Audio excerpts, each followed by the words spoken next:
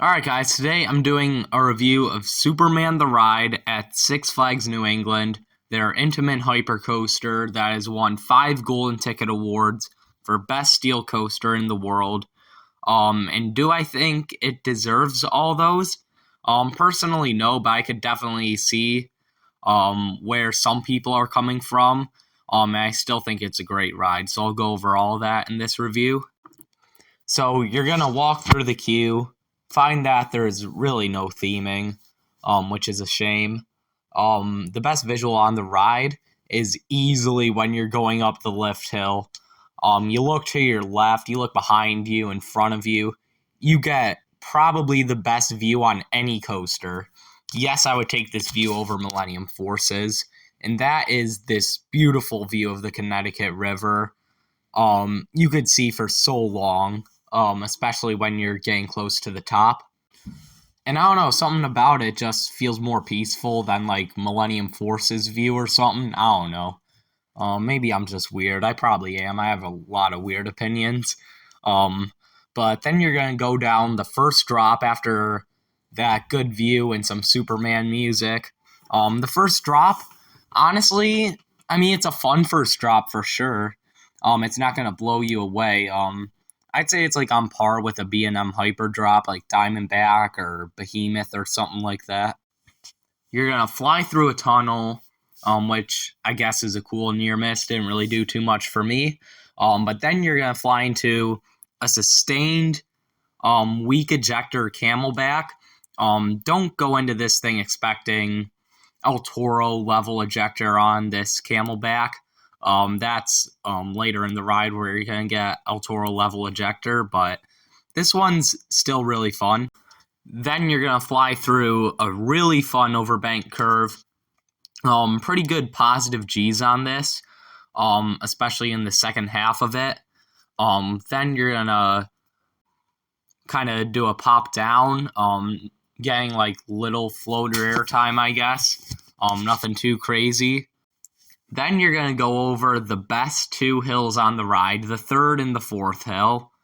These are crazy. Everyone talks about these, especially the fourth. The third gives some super powerful ejector airtime. And the fourth, like, I don't know. I genuinely might take it over anything on, like, El Toro and Sky Rush. Like, the way I describe it, like, it almost feels like the Rolling Thunder Hill more than anything else, but it has like the strength of the Rolling Thunder Hill, but even more sustained. Like that's how crazy that fourth hill is on Superman the Ride. Then you're gonna fly through the Superman shields, which may or may not send out smoke. It sometimes does. Didn't really do it when I was there, but I've seen it do it. Then you're gonna go over the weakest part of the ride, this long drawn out hill that really doesn't do anything. It's kind of just there to get you into the second half, which is great by the way, but this is the definition of a filler element. Then you're gonna go through a helix. Not too many positives here. Kind of just gives you the sense of speed, low to the ground on this. Then you're gonna go over another really strong ejector camelback. Not as sustained as before, but still really strong. And that's kind of going to be the theme for the rest of the ride. Not very sustained, but really strong. So in a way, it kind of feels like an RMC the rest of the ride. Not really though, but after that camelback, you're going to go through another helix, this time a bit more intense than before. Probably because it's smaller. Then you're going to fly over another super intense ejector airtime filled camelback. I'd say this thing has like the strength of the fourth hill, but it's not very sustained, so it's not as good. But then you're going to plunge into the fog. This works like every time I've seen, so that's good news. The tunnel and the track inside the tunnel, I mean, it doesn't do much. Then you're going to pop out of it. That hill, if you're in the back, you're going to get a great pop of ejector airtime coming out of it. And then you got two more extremely strong ejector airtime pops. These might be the most underrated part of the ride. Again, similar to the strength on like the fourth hill or like a hill on Wicked Cyclone, but again, like not sustained. Then you're gonna fly through a low to the ground turn to the right and back into the station, and that ends your ride on Superman the Ride. Operations here are best in the park. I mean, some of you might know Evan from Airtime Cinema. He's my boy. Him and his crew are amazing over there. Just sending out trains. Pretty big contrast from the rest of the park. I mean, the only rides with really good ops are Superman the Ride and sometimes Wicked Cyclone. But yeah, they do a great job at Superman the Ride's crew. And the big question, the restraints. Some people hate these. I personally don't have the biggest issue with them. I know my dad hates these things. So if you're bigger, you might have a bit of an issue with them. But basically what these are, they're like normal like T-bars kinda.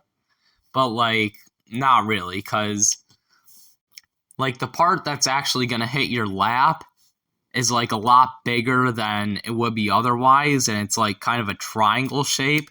So I guess most people's problem is like it digs into their legs a ton. But what the ride ops do here is really interesting.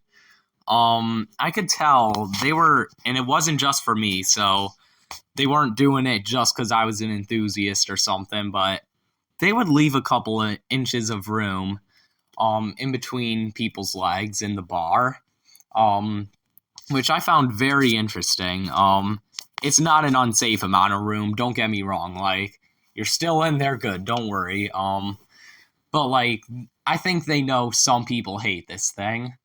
Obviously, you're going to get stapled if you don't hold it up, which I don't hold lap bars up. I think that just ruins the ride for me. Having to think about holding a lap bar up.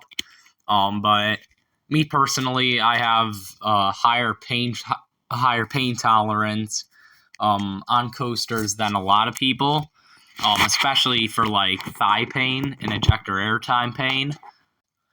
So, I mean, maybe I'm one of the few people without an issue with these, but I've heard some other people saying they don't really mind it that much anymore. But yeah, just be warned, like, some people do have a big problem with these. So for its final score, I'm going to give it a 9 out of 10. It's in my top 10.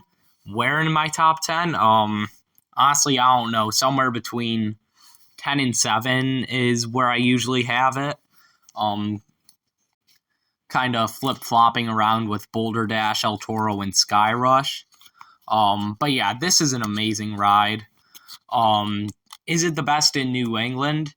Again, it depends on what I think that day. It's really close between this and Boulder Dash for me, and Wicked Cyclone's not too far behind either, but this is an amazing ride nonetheless. Definitely a good reason to get out here to Six Flags New England and throw Wicked Cyclone in there as well, and you got my third favorite 1-2 punch that I've experienced. But let me know what you guys think of Superman the Ride. Do you hate the restraints? Do you like the layout? Is it your number one or in your top 5 or anything? Or is it just kind of at? Or do you kind of think it's somewhere in between like I do? Let me know what you guys think in the comments below. Make sure to like and subscribe, and I'll see you guys next time.